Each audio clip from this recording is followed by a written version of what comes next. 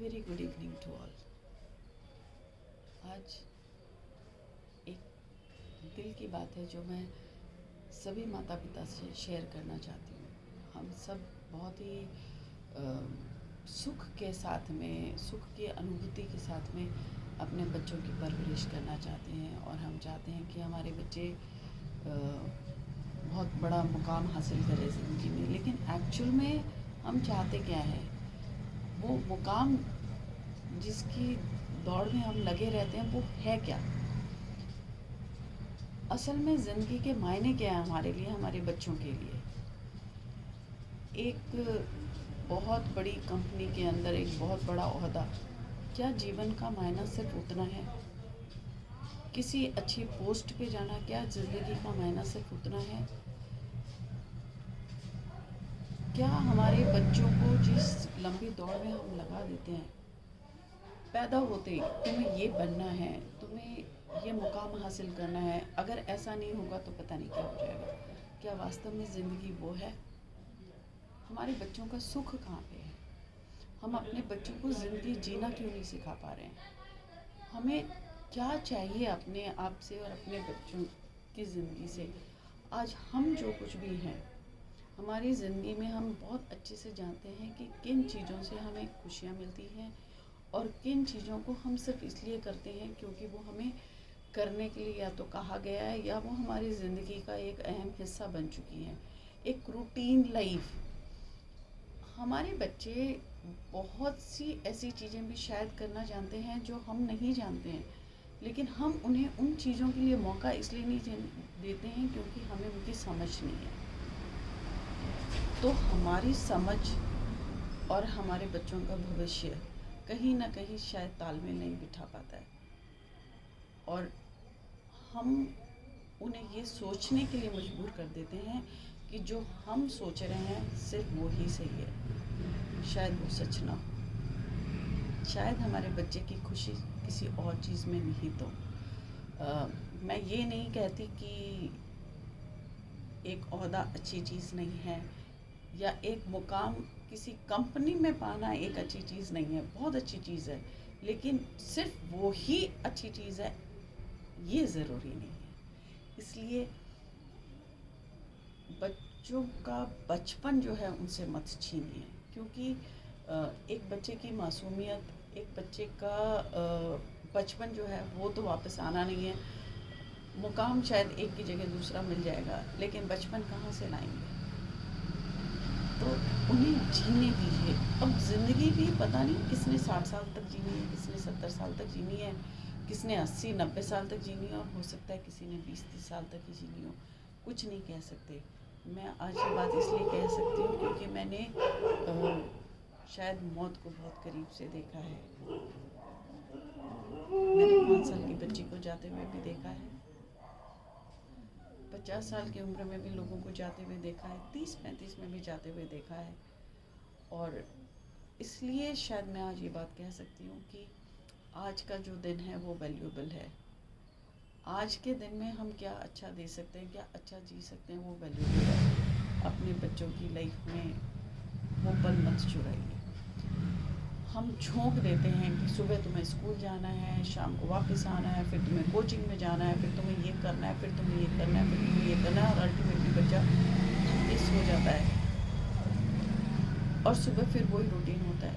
तो बचपन कहाँ गया उसके बारे में हम शायद सोचते ही नहीं हैं।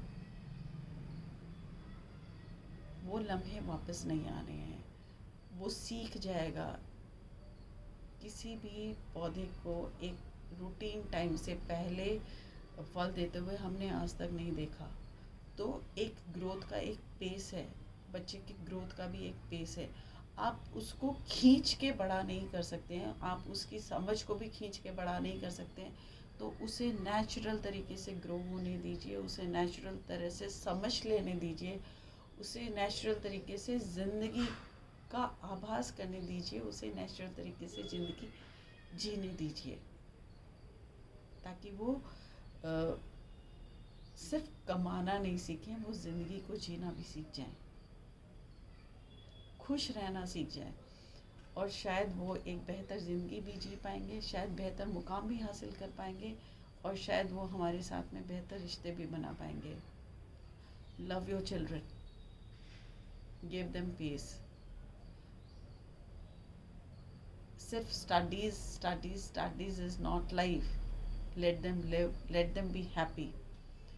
मैं हर बार यही बात कहती हूँ, मैं आज भी यही कहूँगी और मैं आने वाले वक्त में भी यही कहूँगी कि सिर्फ कमाना ज़िंदगी नहीं है, सिर्फ एक नौकरी पाना ज़िंदगी नहीं है। बच्चों को एक दूसरे के साथ में रिलेशन बनाना भी सीखने दीजिए, रिलेशंस की इम्पोर्टेंस भी उन्हें सीखने दीजिए, रिलेशंस की रिस्पेक्ट करना भी उन्हें सीखने दीजिए। क्योंकि जब हम सिर्फ उन्हें एक कंपटीशन सिखाते हैं तो वो ज़िंदगी में आने वाले टाइम में अपने हर रिलेशन के साथ में कंपटीशन करना सीख जाते हैं, तो वहाँ पे अपनापन नहीं रह जाता, सिर्फ कॉम्पिटिशन्स रह जाते हैं। Is that what is life? Life is companionship, life is being happy together. कहाँ जहाँ पे भी जाएं वहाँ हम एक दूसरे के साथ में खुश रह पाएँ। शायद ये ज़िंदगी बेहतर होगी, शायद ये ज़िंदगी आसान होगी, और शायद ये ज़िंदगी उनके जीवन में ज़्यादा खुशियाँ लेकर आएगी बनिस्बत इसके कि वो हर किसी से कंपटीशन करते फिरें और हर जगह वो अपने आप को compete करते हुए हमेशा अकेला ही पाएंगे। फिर हम ये नहीं चाहते हैं, हम ये चाहते हैं हमारे बच्चे खुश रहें, उन्हें खुशी के साथ में बड़े होने दीजिए। वो खुशी के साथ में ग्रो करते हुए अपनी रेगुलर पेस के ऊपर चीज़ों को समझते हुए भी वो मुकाम हासिल कर लेंगे जिनको शायद आप उनकी ज़िंदगी में ज़्यादा जल्दी से उनको झोंक कर उन्हें दिलवाना चाहते हैं। Every child comes with a destiny. Please do not interrupt. मैं ये नहीं कहती कि उन्हें खुला छोड़ दीजिए, आप उन्हें समझाइए, उन्हें अच्छे बुरे का ज्ञान दीजिए, लेकिन उन्हें सांस भी लेने दीजिए। ये हमारे ही बच्चे हैं, हम इनकी खुशी चाहते हैं, तो उन्हें इतने टाइट रूटीन्स में मत बांधिए कि उनको फ्रस्ट्रेशन होने लगे, उन्हें ये लगने लगे कि शायद ये मुकाम हासिल नहीं किया तो ज़िंदगी ख़त्म है।